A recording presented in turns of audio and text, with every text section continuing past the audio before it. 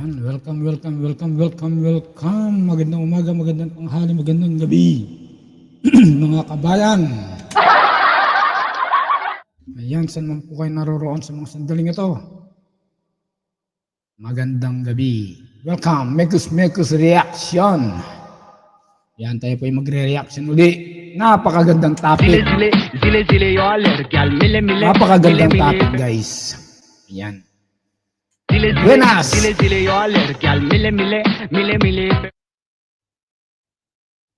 Ayan, hindi na po natin patatagalin. Pero kung bago ka pa lang sa channel na to, huwag kalimutang mag-subscribe. Pindot na, guys. Ayan. Pindutin na po natin ang subscribe button. At paki-like na rin po at share. Ayan, huwag na po natin patagalin. Napakainit na balita ang ating pag-uusapan. Ayan, pakinggan po natin. Pero po bago ang lahat, shoutout po kay Showbiz Fanatics. Ayan, kung hindi pa po kayo subscribe kay Showbiz Fanatic, mag-subscribe na rin po tayo. Ayan, supportahan po natin siya. Thank you so much, everyone.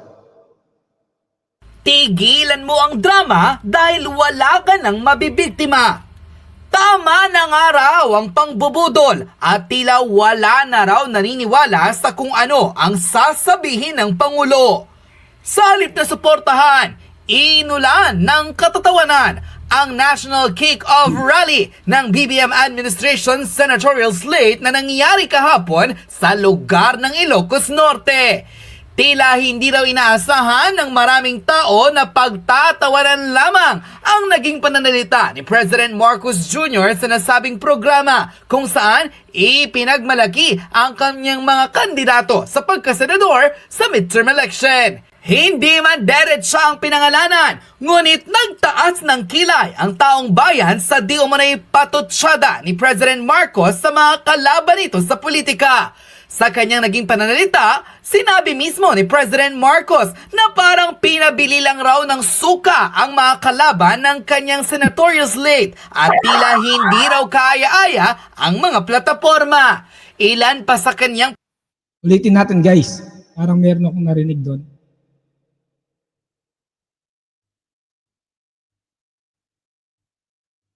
Parang pinabilan lang ng suka. Binigyan na sila ng candidacy. Kilay ang taong bayan sa di umunay patutsyada ni President Marcos sa mga kalaban nito sa politika.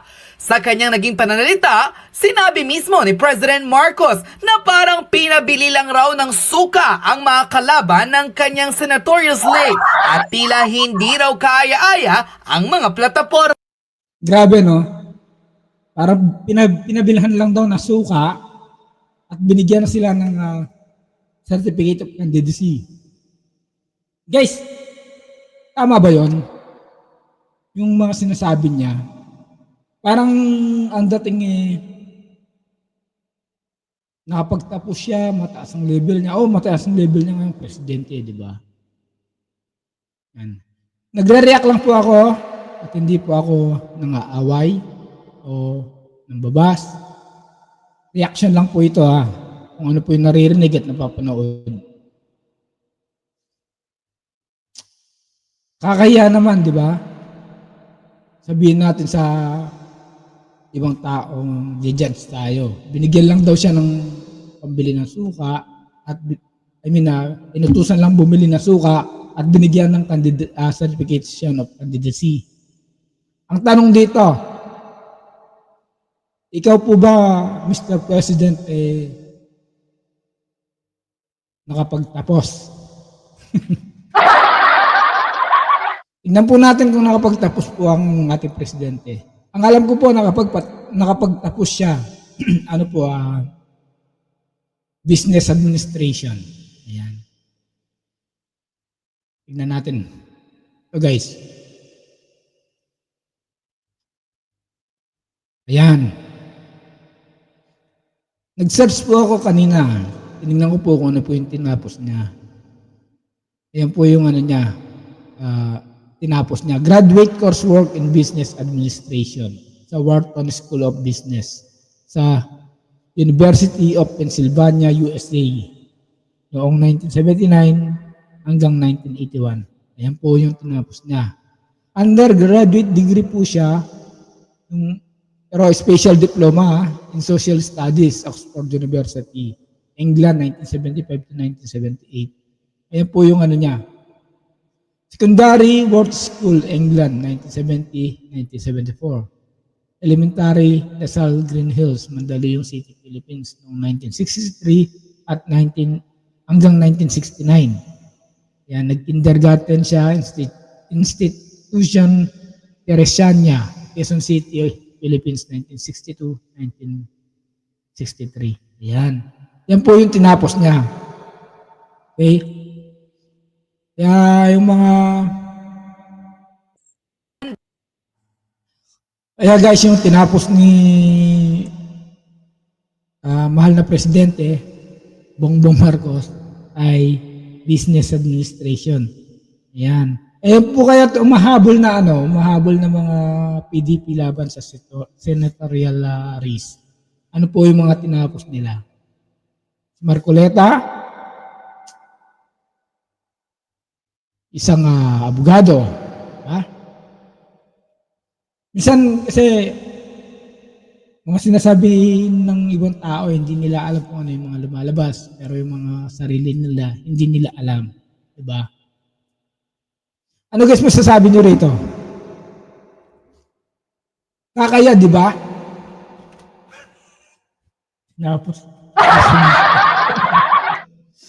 Tuloy natin guys. Pa sa kanyang pananalita, ang tila naging kontrobersyal nang sabihin mismo ng Pangulo na wala raw bahid ng kahit anong korupsyon ang mga kakandidato sa kanyang administrasyon. Tila hindi rin nakapagpigil ang taong bayan ng paringgan ni President Marcos ang di umano'y nakaraang administrasyon ni President Rodrigo Duterte kung saan pinagsamantalahan raw ang panahon ng pandemya, binulsa ang sako-sakong pera at hinayaang mamatay ang mga kababayan natin na di umano'y apektado raw. Ano daw? Ulitin nga natin. Sako-sakong pera, binulsa. Ito sa kanyang administrasyon. Tila hindi rin nakapagpigil ang taong bayan ng paringgan sa kanyang pananalita, ang tila naging kontrobersyal nang sabihin mismo ng Pangulo na wala raw bahid ng kahit anong korupsyon ang mga kakandidato sa kanyang administrasyon. Tila hindi rin nakapagpigil ang taong bayan ng paringgan ni President Marcos ang di umano'y nakaraang administrasyon ni President Rodrigo Duterte kung saan pinagsamantalahan raw ang panahon ng pandemya, binulsa ang sako-sakong pera at hinayaang mamatay ang mga kababayan natin na di umano'y apektado raw ng COVID-19. Grabe, no? Ako, hindi naniniwala na kurakot ng Duterte. Alam niyo kung bakit? Isang patunay lang Simula maupo si Duterte, si Tatay Digong, ang taas ng rate niya. Ang taas ng rating niya, guys. Hanggang sa matapos yung termino niya, mataas ang rate niya. Kung si Tatay Digong kurap, magnanakaw, magkakaroon ba ng mataas na rating yan? Hindi, di ba? Hindi magkakaroon ng mataas na rating. Tsaka isa pa, malalaki sana yung mga bahay niya, marami sana ang bahay niya, mayaman na sana siya, pero tingnan nyo naman guys. Di ba? Napaka-humble ng taong yan, si President Duterte. Hindi ako naniniwala na nai-corrupt o magnanakaw. Ano yun? Sisirain niya yung pangalan ng Duterte? Na alam niyang may mga anak siya na politiko rin? Pero ngayong administration, di ba? Mas malawak ang mga kurakot ang nangyayari, di ba? Mas malawak ang pagnanakaw, paglulustay ng pondo ng PhilHealth, etc. Kaya tayong mga mamamayan na lang, taong bayan na lang ang magpapasya sa halalan. Tuloy natin guys. Ngunit tila sa hindi inaasahan, binuweltahan siya ng taong bayan at pinagtawanan at hindi pinaniniwalaan ang kanyang mga pinagsasasabi sa National Kick-Off Rally. Ayon sa maraming Pilipino, baliw raw ba ang Pangulo para sabihing walang bahid ng kahit na anong korupsyon ang mga kakandidato under BBM administration? Huwag na raw lumayo ang taong bayan at tingnan ang pagkatao ni Erwin Tulfo kung saan kinasuhan ng identity theft sa Amerika matapos mabukik na ninakaw ang pagkakakilanlan ng isang individual para maging isang US citizen. Tsaka isa pa guys, bago natin ituloy. Ano yung dahilan kung bakit ini-impeach si BP Sara? Di ba yung pag-lose tayo ng confidential fund niya? Di ba? Yun ang ano nila eh. Yun ang number one na ano nila eh. Dahilan nila, reason nila kaya ini-impeach si BP Sara. Pero nung una guys, alam niyo ba kung ano sabi ni BBM? Hindi raw kurap si BP Sara. Totoo po yan. Papatunayan ko guys. Panoorin ninyo. Papalitan ka namin. O hindi talaga marunong o kurap, di ba? Tatanggalin ka talaga namin. Eh hindi naman ganun sinlay eh. Hindi ganun sinlay, Sara. Pag hindi na Ulitin ko ha. kaya, nagkasakit, sabihin mo na, o di papalitan ka namin. O hindi talaga marunong o kurap, di ba? Tatanggalin ka talaga namin. Hindi kurap. Di ba? Sabi niya hindi kurap si BP Sara, pero tignan niyo naman ginagawa kay BP Sara ngayon. Siya na mismo nagsabi, sa bibig niya mismo nagsabi, nanggaling na hindi kurap si BP Sara. Pero patuloy pa rin sinisiraan si BP Sara. No? Grabe. Sinungalingan lahat ng sinasabi. Tuloy natin guys. Vuelta ng isang netizen online. Dapat dito kay BBM hindi na nagsasalita sa ganong klase ng rally dahil imbes na matulungan niya ang mga kandidato niya, mukhang napapahamak pa. People are so mean talaga. Biruin mo, pinagtawanan lang yung pinagmamalaki ni Bobong na kick-off rally sa Ilocos Norte. Ang mas nakakasuka pa sa mga sinasabi niya, wala raw bahid ang Senate slate niya. Si Erwin Tulfo lang huwad na eh. Dahil sa pagnanakaw ng identity ng iba, ikinatwiran pa na para sa pamilya kaya siya nag-TNT sa Amerika. Kundi ba naman may sapak sa ulo itong si Tulfo? Maraming Pinoy ang nag-TNT abroad pero gumamit ng sarili nilang pagkakakilanlan. This way, kahit papaano okay sila. Ikaw, nagnakaw ng hindi mo naman pagkatao. Pulpol ka talaga, Tulfo. Yan ba ang malinis? Si Pacquiao, nakasuhan ng tax evasion. Si Lito Lapid, damay sa pogo. Diyos me, too many to mention. Pero bottom line, trapo ang mga nasa slate nyo. Saka, sino bang nagsulat ng speech ni BBM? Pakisabi po sa gumawa, imbes na bumilibang tao sa Pangulo, mas ikinahihiya lang siya ng mga Pilipino. Kung ikaw ang naging Pangulo ng pandemic, baka kalahati na lang ang populasyon ng bansa at nagkamatay na sa gutom. Huwag mong pulaan si Digong dahil mas may muta ka sa kanya. Sa totoo lang, hindi kami nagutom noong pandemic dahil sa ayuda noon dahil may COVID. Pero ngayon, wala namang pandemya, sige, pamudmud ng ayuda. Walang kwenta ang Pangulo ngayon, certified bangag talaga. Anko? Guys, certified bangag. Naniniwala ba kayo ron? Ito may papakita uli ako sa inyo ng video.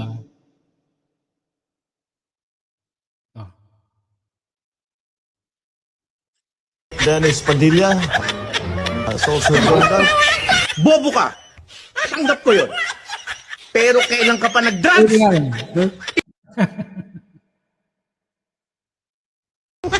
Pampanga Provincial Governor, Dennis Padilla. Pampanga. Ulitin natin ha.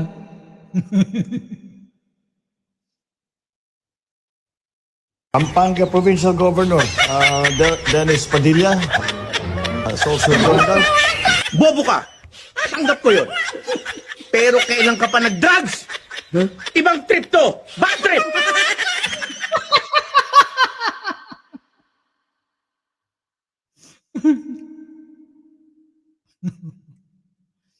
Aming net Pampanga Provincial Governor Dennis Padilla. Ay nako. Tuloy natin guys. Zen, hindi lamang raw sina Erwin Tulfo, Manny Pacquiao at Lito Lapid ang tila may bahid raw sa mga kakandidato under BBM administration. Maging ang kanyang former DILG Secretary na si Benhur Abalos ay tila inaakusahan ng maraming netizen na ngumingiwi at ito raw ba'y dahil sa paggamit ng ipinagbabawal na gamot. Ayon pa sa ibang reaksyon ng taong bayan, sabi ni John Victor Asilio, hindi na kami magpapabudol ulit. No to Marcos forever. Napakagaling at napakatalino talaga ng pamilya Marcos. Tunay na mayroong malasakit, masipag at hindi magnanakaw. Mapagmahal at higit sa lahat, bangag at may sayad. Ayon kay Layula, 3 years of Bongbong Marcos, a reign of stupidity, failure and empty promises. At ayon kay Nathan Jabel, 92% nag-react ng haha, including angry. In short, no one believes in your alyansa. Unquote. Narito at panoorin ang kutakot-takot na reaksyon ng taong bayan at tila pinagtawanan lang nila ang naging kick-off rally ng BBM administration senatorial slate matapos pangunahan ng Pangulong si Bongbong Marcos ang nasabing kandidatura para sa 2025 midterm election. Taong bayan, hindi na raw magpapabudol sa mga Marcos. Narito at panoorin ang full video. Tignan niyo po ang record ng ating mga kandidato. Next. Wala sa kanila ang may bahid ng dugo dahil sa tukhang. First stanza pa lang, Mr. President. Sino Ayan, shoutout muna kay Mr. Real Talk. Ayan, support natin si Mr. Real Talk. ngaling ka talaga? Grabe, no? Grabe. Ganito ka kakapal, no? Nung tumatakbo ka pa lang na presidente at nangangampanya ka pa, alalang-alala ko pa, isa ka sa mga approve at nagustuhan mo ang drug war ni Tatay Digong. Alalang-alala pa namin yan. Wala kang negative na sinasabi about tukhang na sinasabi mo na ngayon. Dati hindi naman eh. 'Di ba? Grabe ka makalin lang dati.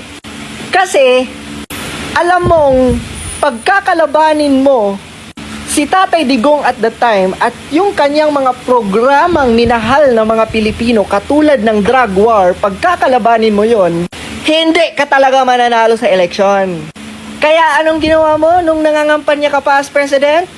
Puro ka praises at papuri sa Duterte admin. Anyari ngayon? Biglang ayaw mo na ng tukhang? Biglang ayaw mo na sa drug war ni Tatay Digong? Kitang-kita na namin ang ugali mo, ang totoong kulay mo. Nakita, nagtataka nga ako, parang yung mga iba na naging kandidato nag-deliver lang yata ng suka, nabigyan na ng certificate of candidacy. Naririnig ba ni BBM yung kanyang mga sinasabi? Grabe, ang yabang-yabang naman, Mr. President. Bakit ikaw graduate ka? Hindi ka na mag-graduate, Mr. President. Nilinlang mo lang kami doon sa sinasabi mong certification. Hindi naman yung diploma. Putik. Diba ako yung isa sa sising-sisi na dinefend pa kitang kung makalait ka ngayon sa ibang mga kumandidato, ikaw nga. Grabe. Diba? Di ka naman abogado. Hindi ka din graduate. Pero binigyan ka ng pagkakataon ng mga Pilipinong maging Pangulo. Tapos kung makapagsalita ka, sabi pa niya, parang bumili lang ng suka, binigyan na agad ng certificate of candidacy. Edi sablay ang COMELEC mo. Sablay ang administrasyon mo. Bakit mo bibigyan ng isang taong bibili lang ng suka at bibigyan na ng COMELEC ng certificate of candidacy? Oo nga, di ba? Bumalik lang sa kanya, di ba? Kung ano yung sinasabi niya, siya yung ikinasisira niya. Di ba? Administration niya yun eh. Di ba? Bakit niya pinayagan yung gano'n na bumili lang ng suka tapos bibigyan na ng certificate of candidacy? Di ba? Siya yung under ng administration niya yan. Di ba? Siya pa rin siya pa rin tinamaan dyan. Di ba?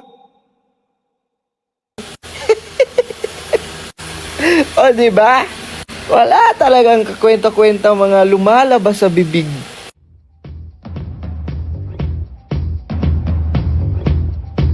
Tignan niyo po ang record ng ating mga kandidato. Wala sa kanila ang may bahid ng dugo dahil sa tukhang. Wala sa kanilang Wala raw sa bahid ng dugo sa kanilang tukhang. Pero nung panahon ni Tatay Digong yung tukhang, napakaganda. Makapaglakad ka ng nag-iisa sa kalsada kasi mayroong ka peace of mind dahil yung mga addict nag-surrender na. Diba? Yung mga drug lord, diba? Nakulong na. May iba na, napatay dahil nanlaban. May peace of mind ka. Diba? Pero ngayon, nababalitaan ko nga sa Facebook ang daming mga bata na kinukuha ng ban. Inikidnap ng nakaban. Diyan sa Pampanga, marami. Meron dyan na kinukuha raw yung kidney. Diba? Tapos meron din ako napanood 2 beses babae pa to. Nagsashabu. Pinost pa sa Facebook. Diba? Nakawan, nandiyan na naman. Diba? Alin ang pipiliin ng taong bayan? Yung administration ngayon? O administration noon na mayroong drug war? Tukhang. Kaya nga mataas ang rating ng presidente dahil bumuti yung lagay ng Pilipinas. Gumanda. Nagkaroon ng peace of mind yung mga tao. Wala silang takot maglakad sa kalsada. Diba? Daming napagawa ni Tatay Digong. Pero ngayon, kung makapagsalita, napakagandang mga sinasabi, isyo ganyan, yung mga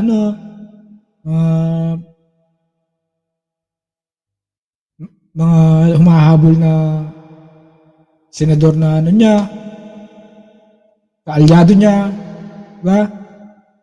Kung makapagsalita, akala mo napakalinis nila, di ba?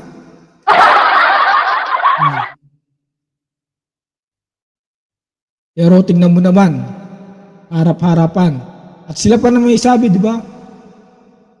Sa PhilHealth, zero budget, di ba? Tapos, ang daming katiwalian. Ipirmahan yung blanco. Di ba? Yung budget. Kitang-kita. Panloloko yan. Paano gugustuhin yung pamamalakad nyo kung ganyan? Tapos, kaya kahit anong paniniran nyo sa nakaraang administration, wala naman maniniwala. Walang maniniwala kasi. Nakita ng taong bayan kung paano magpalakad si Tatay Digong. Para sa mga Pilipino, para sa mga mamamayang Pilipino, si Tatay Digong ay isang bayani. Totoo yan. Totoo po yan. Kaya, suportahan natin. BP Sara, next president. PDP laban. Susunod na mga senador. Okay? Ayan. Kung bago ka pa lang sa aking channel, guys, mag-subscribe ka na. Mag-like na rin at share ang video ito. Salamat po. Good night. Hanggang sa muli, mga Kamekus Mekus reaction. Thank you so much. God bless you all.